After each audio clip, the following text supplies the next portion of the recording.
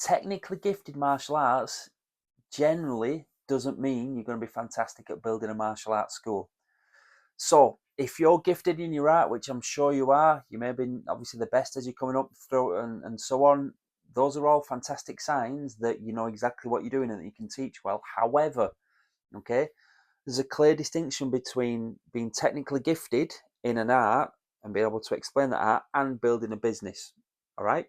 So hopefully, and I'm sure you are if you're watching this, you're concerned about improving your school, but you're a little bit unsure of how to do it, or you may have brought in a few things but they're not working as well as they could do, or you brought in a few things and they have the working, now you want to learn more and so on. So again, being technically gifted doesn't necessarily mean you're going to be able to build a school, or should I say a business, teaching what you're gifted in. There's so many other skills that you need to learn. So generic stuff like obviously marketing, retention, systems, obviously client service and so on, operational procedures, standard operating procedures and so on, how to build a team, leadership. So there's so many other elements. I mean, I always found that as I started to obviously grow the business, the teaching was the easiest part possible, because obviously that's what I've done since I opened up my first school, or should I say I opened up the school in January 2004. Before that I was teaching since 2000. And obviously I started in 1997, so I am getting old now. All right, so if you're technically gifted in your art, you're a high graded brown belt, or you're a first degree black belt in whatever style it is, jiu-jitsu, judo, krav, karate, okay, you've got a good foundation of being able knowing what to teach, but it's how to build a business, which is completely different. You need to make sure that you're learning about, I cover it a lot in my book here. Again, if this is the first video you've ever seen of mine, again, you need to invest in a copy of my book there, How to Build a Highly Profitable Martial Arts School. Okay, it's specific for martial arts school owners. It's not generic, maybe this will work, maybe this won't work advice. That's tips, strategies that obviously I've made many mistakes, and obviously I learned off my mentors, and as soon as I started to learn off those, my school and active count and profits and cash flow started to increase. And obviously that's what's happening now with some of my mentees as well. So make sure you subscribe to this video. Definitely subscribe to this video. So subscribe to this channel, watch some of the other videos, make notes. But if you're gifted, fantastic.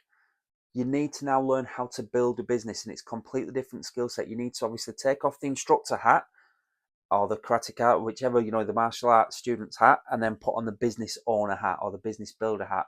I'm going to learn about marketing. I'm going to learn about how to create a decent sales funnel so that they all go through properly. I'm going to learn about how to keep hold of students longer. I'm going to learn how to design my syllabus a little bit better so that I can keep students more engaged. Now, I'm not saying watering it down. Okay, I mention this a lot, especially when I speak to people and they say, well, I can't do this and I can't do that. I'm not saying water it down. I'm just saying make a couple of subtle changes to help keep students on track, which will then obviously help your active count and your retention and start to build a business. If you're still struggling now, so if you enroll 10 students a month and 8 are gone in 3 months' time, the churn is way too big. Okay, so with such a ridiculous dropout, you're always going to be spinning your wheels. It's about enrolling students, number one, and keeping hold of them, number two. You could be fantastic at enrolling students, but if you're not good at retention, they're walking in through your front door, excuse me, and leaving through the back door. That's no good. So for you to develop a business, a bit like, if you remember your white belt days, everything was brand new. You listened to your sensei, they taught you, then brought you through the belts. For us, karate, it was yellow, then orange, then green, and then you get more and more technically proficient. It's the same with business, okay? It's exactly the same. You need to learn the basics first, then you layer on more of the basics, then you start to tweak and refine things, and then you'll always notice saying, the devil is in the detail. So you may have tried a particular strategy like a sparring technique and so on, but because you didn't just do this one particular thing, it didn't work. It's the same with your marketing, same with your operations, same with your leadership, everything with building your school.